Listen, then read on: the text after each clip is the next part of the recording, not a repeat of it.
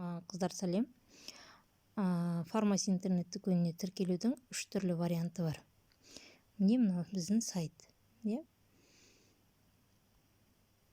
Қазір мен сайттан личный кабинеттен шығып кетіп көрсетейін.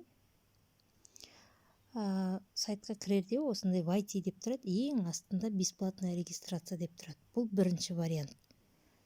Бесплатная регистрацияны бассаңыз, данныйлар шығады. Имя, фамилия, отчество деп ше. Бұл жерде электронный почтаны жазған кезде, подтвердить дегенді басқан кезде, сразу сізден 4 таңбалы санды сұрайды. Яғни сізде доступ болу керек сол электронный почтаға, сол кісінің электронный почтасына.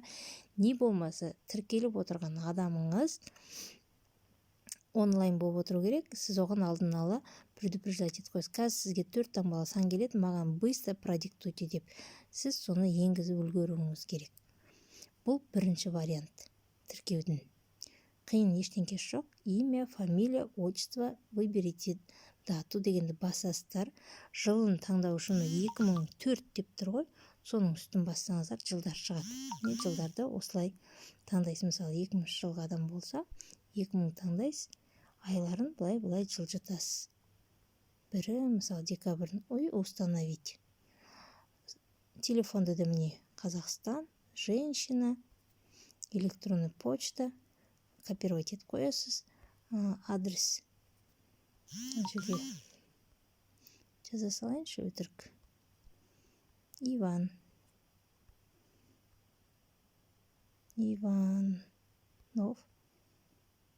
Иванович.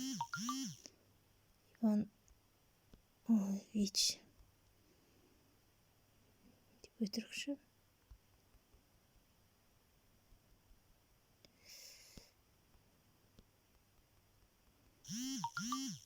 Деген сияқты.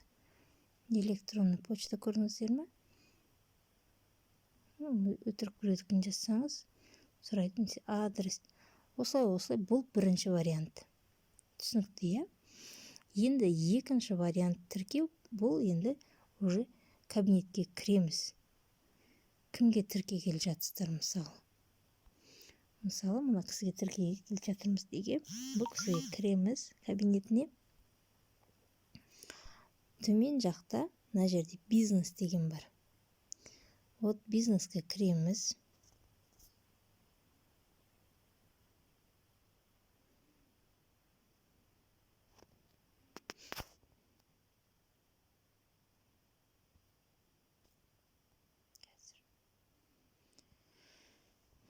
Нашарлау деймін. Не, қаратын структура, мои наставления, вот новая регистрация деген тұр. Вот сол новая регистрацияны басамыз. Тура жәнегіндей, бірақ бұл жерде электронный почтаны указывать еткен кезде сізден 4 таңбалы сұрамайды. Просто ол кісіге сілтемей барады электронный почтасына. Ол кісі асықпай да активироваться етуіне болады. Сіз арғатай толтырып кете бересіз. Ең соңында, мысалы, зарегистрировать дегенді басасыз. Бұл енді адам онлайн емес адамды тіркеген кезде. Онлайн емес адам тіркеген кезде осы вариант өте тиімді. Ал үшіншісі, ол да жеке кабинетте болады. Личный кабинетте, мысалы, личный кабинет дегенге кірейік. Бұл жерде жәнегі бизнеске кіреміз. Тағы да бизнеске кіреміз.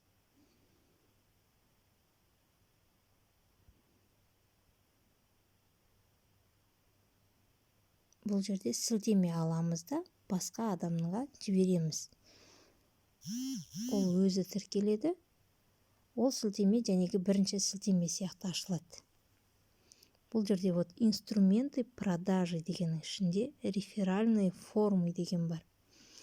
Реферальный форманы басамызда кішкене көтеретін болсақ, міне ссылка тұр. Осы ссылканы копировать етіп, басқа адамға жібереміз.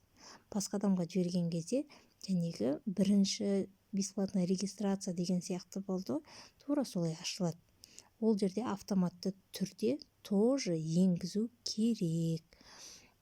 Несін? 4 таңбалы санды.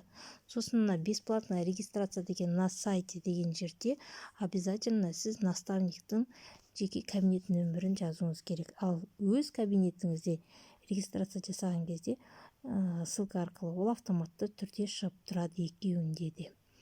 Регистрация туралы түсінікті ме?